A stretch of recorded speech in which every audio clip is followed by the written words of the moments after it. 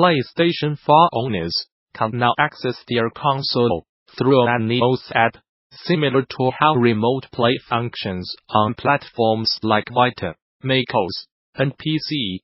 Sony has released a a remote play app, a Theos app style that lets players control a remote PlayStation 4 system across a powerful Wi-Fi connection.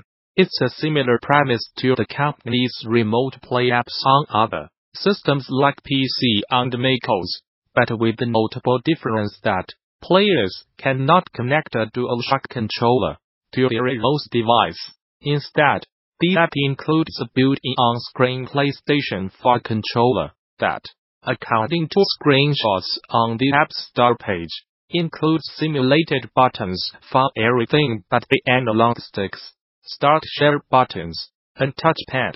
Sony notes that the app might not be compatible with some games, likely due to control restrictions, and that it can only be used over a Wi-Fi connection, but that players can always boot up PS4 Remote Play to display and control a PS4 system screen on a mobile device, join voice chats with the device's microphone, and enter text with the device's built-in keyboard. Whether you are just starting out, looking for something new, or just seeing what's out there, the Gamasutra Job board is the place where game developers move ahead in their careers.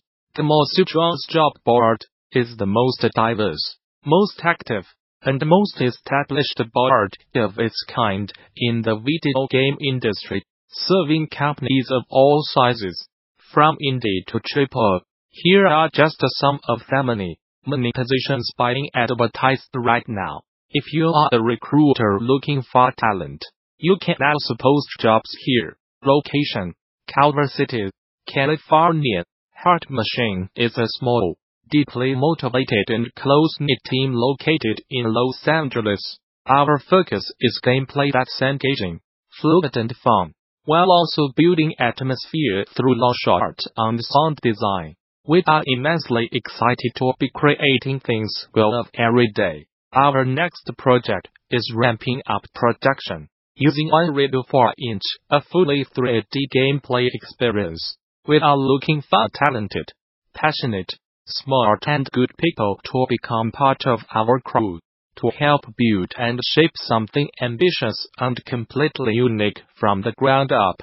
As a critical anchor for the project, you will be crafting code for character interactions, API interactions, scripted sequences, combat, environmental interactions, and much more.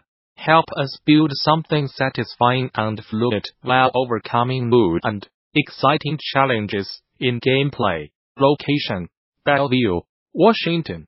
Soulbound Studios is seeking a few full-time gameplay programmers to join the dedicated team working on Chronicles of Elyria here in Bellevue, WA. In this position, you will be collaborating with other gameplay programmers and designers to bring the innovative new features of Chronicles of Elyria to life. Whether it's dynamic environments, characters that grow old and die, or systems of player-run governments and economies. Here at Soulbound Studios, we believe in pushing the boundaries of innovation to create meaningful gameplay experiences. Location: Los Angeles, California. FoxNext Games, a world-class mobile game development studio, is in search of a new artist to join one of our development teams. We need a strong creative contributor with an exceptional understanding of interface design and mobile user experience. Your passion for games and thoughtful, intuitive interface design helps to bring engaging experiences to other players and contribute to one of the most visually ambitious mobile experiences ever. Location: San Francisco, California. If you are interested in taking first-person shooters to the next level, Impulse Gear is looking for you. Impulse Gear is seeking a mid-senior animator to help push the boundaries of our virtual reality worlds.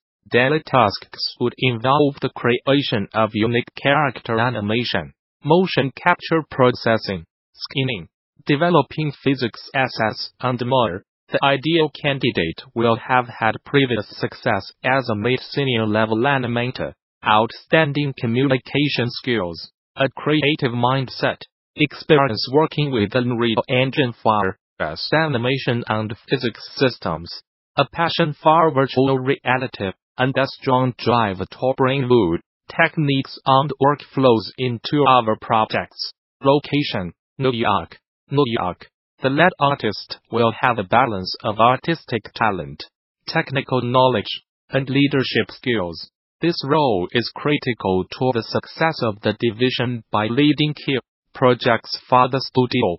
Responsibilities include directing and participating in the production of all visual material, both environments and characters, being accountable for the visual quality delivered, while staying within technical limits, managing the project artistic team, which will be a mix of internal, remote and outsourcing, and working in partnership with the producer, technical lead and creative lead to hit the project objectives. Connecting players with characters, giving out details of who they are, and making them stand out in the player's mind, is a challenging task. But how about doing that with a few simple motions, idle animations, those little bursts of motion that trigger when a player leaves a game alone for a bit? Are easy to overlook but key to conveying subtle, and not so subtle, aspects of your game's characters and atmosphere, if they are done well. With that in mind, Gamasutra recently checked in with the Bellevue WA developers from around the industry to learn what idle animations they most enjoyed, as well as what it was that they liked about them. While very few devs agreed on what games had the most memorable, enjoyable idles, except Earthworm Jim, which everyone apparently loves, all pointed to just how much they made these characters feel alive for them, fleshing out the worlds they belong to with only a few frames of animation. Nathalie Lawhead, everything is going to be okay. Earthworm Jim had some of the most fun idle animations that I can remember. It was fun because that detail added more personality. I think, maybe, the 90s were the golden age of idle animations. There are so many titles that come to your mind. But now I am not sure if I am remembering right, which I guess is a side effect of idle animations. You will not remember correctly if ever asked. I loved them though. I used to wait just to watch what a character did. The SNES version of Aladdin had a fun one, because he juggled apples, even when you did not have any more apples in your apple inventory, and you would be like, haha, liar, I see those apples. I kind of liked the effect that had on me as a player, because I felt a bit betrayed by the game. Heck, that one extra apple would have helped, and it was clearly there. The game liked laughs. It added character, though, because it fit with the personality.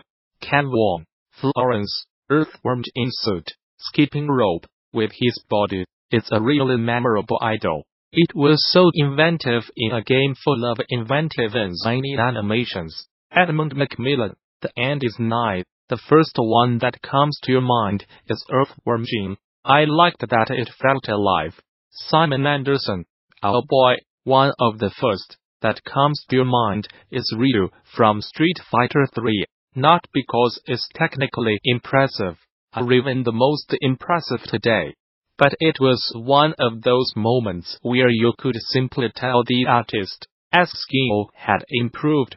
The air flowing through the legs of his pants as he moves was an impressive addition to a classic stance, without it being distracting, and a nice reminder back then that with enough practice, I could do the same. A close second from that game is Dudley, as it was surprisingly clever to do little alternating steps in his pose to imply readiness, yet mixing up the timing of just 3 poses. makes it seem a lot more elaborate than it really is. Of course, I cannot forget mentioning Mario in Super Mario 64. Far being one of the first true 3D platformers, the game had so many small details that made the massive polygons come alive. The fact that if you would leave the controller alone, Mario would just kind of lounge out of boredom was such a nice little detail. I still remember going to eat dinner having forgotten to pause the game and finding Mario asleep. Considering the monumental challenge of making a game as playable and complete in a relatively uncharted genre, the attention to detail was amazing. Another thing to consider is that Mario can sit down and fall asleep literally anywhere if not interrupted. For as many complex movements as that game had, bringing Mario in and out of that state and reacting appropriately, if interrupted, is pretty robust for such a small thing. There's no shortage of games today that struggle giving an appropriate response during the transition from an uncontrollable state